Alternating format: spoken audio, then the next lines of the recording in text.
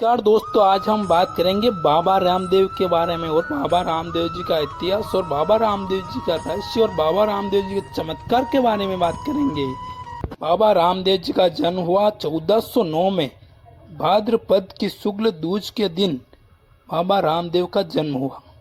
पिता का नाम अजमाल जी था और माता मेणा देखा और पत्नी नेतलदे थी और भाई थे वीरमदेव।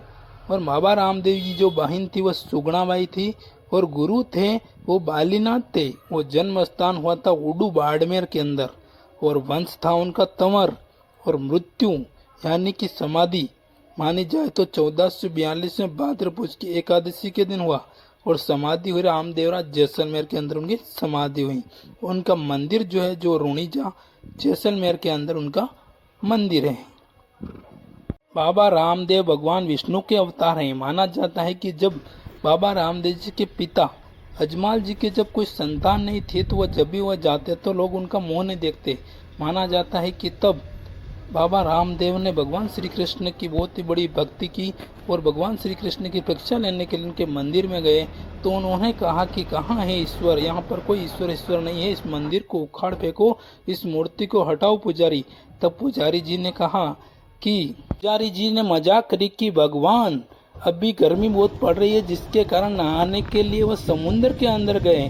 तो इसी प्रकार अजमाल जी बोले थे, उन बोले कि उन्होंने यह बात सुनकर पुजारी की अजमाल जी समुद्र के अंदर कूद पड़ने से जब भगवान श्री कृष्ण को ये लगा कि अब मेरा भक्त तो कहा कि बोल अजमाल क्या चाहिए। भगवान से उन्होंने कहा कि मेरे कोई संतान नहीं है जिनके कारण लोग मेरा मुंह भी नहीं देखना चाहते हैं और मेरे को देखकर लोग वापस मुड़ जाते हैं। वो कोई बीज खेत के अंदर बोने तक नहीं जाते, मेरा मुंह तक नहीं देखते हैं। तब भगवान विष्णु के अवतार भगवान श्री कृष्ण ने कहा कि मैं तेरे घर में साक्षात रूप में अवतार लूंगा और बड़ो थारे वीरमदेव होएगो और दूजो अवतार मैं लूंगा।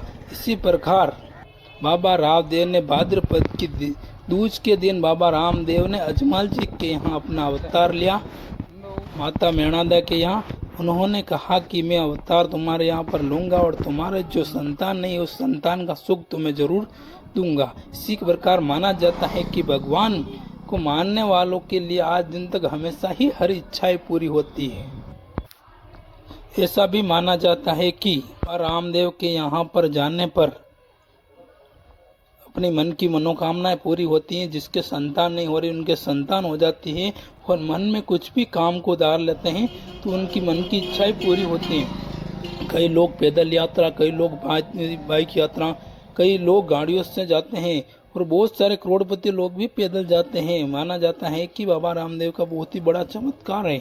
आने वाले लोगों को कई लोगों को संतान सुख प्राप्त हुआ है।